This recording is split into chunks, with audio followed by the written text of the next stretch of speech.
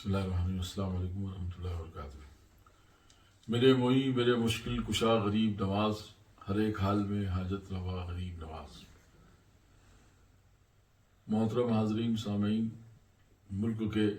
تمام دیش واسیوں سے ابھی چند دنوں خواجہ صاحب کی درگاہ کے تعلق سے بھی ایک کیس دائر کیا گیا ہے، جو کہ وہاں پہ شیولنگ کا مندر ہے۔ 800 سال تک کیا محنت کی گئی کہ وہاں یہ ہو سکتا ہے، ایک ایسی درگاہ کہ جس نے پورے دیش کو نہیں بلکہ پورے ایشیا کو، دنیا بھر کے تمام انسانوں کو، اس خواجہ معین الدین چشتی جنہوں نے انسانیت کے لیے کام کیا، محبت کے لیے کام کیا، مروت کے لیے کام کیا، انسانیت کے لیے کام کیا ہے، اور آج بھی ان کی درگاہ سے لاکھوں لوگ، ہر مذہب و ملت کے لوگ، خاص طور سے زیادہ تر ہندو لوگ بھی وہاں سے فیض اٹھاتے ہیں، تمام مسلمان فیض اٹھاتے ہیں، سبھی لوگ آتے جاتے ہیں، اور وہ درگاہ کسی کے ساتھ بھید بھاؤ نہیں کرتی، سب کے ساتھ مروت کا، مساوات کا، پریم کا، بھاونا کا انتظام کیا جاتا ہے۔ ایسی درگاہ پر اگر اس طرح کی کیس دائر کر کے، اس طرح کے مسائل کھڑے کر کے اگر کوئی یہ کر رہا ہے تو وہ دیش میں ایک بہترین سکون کو ختم کرنا چاہتا ہے۔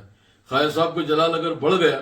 تو پھر یہ دیش کہاں سے کہاں چلا جائے گا ہم نہیں محسوس کر سکتے۔ لہذا میری یہ گزارش ہے پورے دیش کے لوگوں سے کہ وہ اس قسم کے معاملات میں ہندو، مسلم، سکھ، عیسائی سب آگے آئیں اور اس طرح کے کام کرنے والے لوگوں پر دباؤ ڈالیں۔ ہم پردھان منتری جی سے بھی، راشٹرپتی سے اور وہاں کے جو ہے وہ راجستھان کے مکھ منتری سے گزارش کریں گے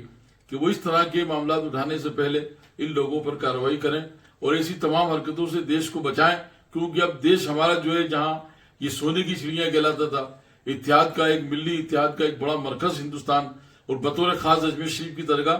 جس میں خاص طور سے کسی مذہب کا آدمی آ جائے سب یا خواجہ کرتے ہوئے آتے ہیں اور اپنا دامن خالی لاتے ہیں اور بھر کر کے وہاں سے جاتے ہیں۔ یہ سلسلہ کل بھی جاری تھا، آج بھی جاری، اور انشاءاللہ قیامت تک جاری رہے گا۔ کی جو درگاہ ہے وہ ساری دیش بھر کی، ہندوستان، پاکستان، بنگلہ دیش، سری لنکا، بھوٹان، افغانستان، دنیا بھر میں جتنی خانقاہیں اس وقت ایشیا میں ہیں وہ سب خواجہ صاحب ہی کی خانقاہ کے ماتحت ہیں، اور انہی کی خانقاہ کی طرف سے یہ سارا فیضان جاری تھا، جاری ہے اور جاری رہے گا۔ کچھ ہمارے اپنے لوگوں نے جیسی بدماشیاں کی جس کی وجہ سے حالات اس طرح کے پہنچے کہ وہ لوگ جو عقیدت اور آستھا رکھتے تھے آج وہ سر اٹھانے کی کوشش کر رہے ہیں۔ اللہ انہیں بھی ہدایت دے جنہوں نے بارگاہ غریب نواز میں آ کر گستاخیاں کی ہیں۔ یہ ان کی گستاخیوں کا نتیجہ ہے کہ یہ اٹھ کر کے لوگ سامنے آ رہے ہیں۔ اگر اپنی خانقاہیں سلامت رکھنا چاہتے ہیں، مدرسے مساجد جو ہے وہ سلامت رکھنا چاہتے ہیں، تو خواجہ صاحب کی عقیدت کے بغیر نہ کسی کا دارالعلوم چل سکتا ہے، نہ کوئی مسجد سلامت رہ سکتی ہے، نہ کوئی خانقاہ سلامت رہ سکتی ہے۔ ہمیں چاہیے کہ متحد ہو کر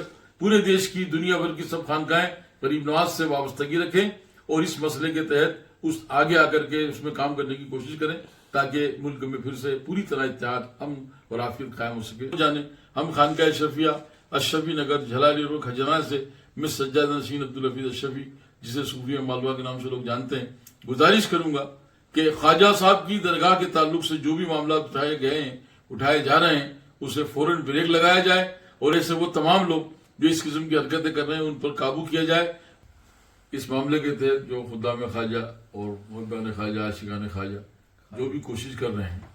ہم خانقاہ اشرفیہ پوری طرح سے ان کے ساتھ، غریب نواز کی درگاہ کی غلامی میں کل بھی ساتھ تھی، آج بھی ساتھ ہے اور آگے بھی انشاءاللہ ساتھ رہے گی۔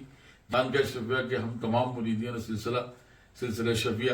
غریب نواز کی غلامی میں ان کے خداموں کے ساتھ شامل تھے، شامل ہیں اور انشاءاللہ شامل رہیں گے، اور دعا کریں گے کہ پروردگار عالم اس قسم کے وہ تمام مسائل جو دیش میں کھڑے کر کے دنیا کو، اس ہندوستان کو پریشان کیا جا رہا ہے، وہ پریشانی ختم ہو۔ اللہ تعالی ہمیں اور سب کو مل کر دیش میں سکون سے، پیار سے، محبت سے رہنے کی اور خواجہ صاحب کے سائے میں رہ کر کے کامیاب زندگی گزارنے کی توفیق عطا کرے۔ السلام علیکم۔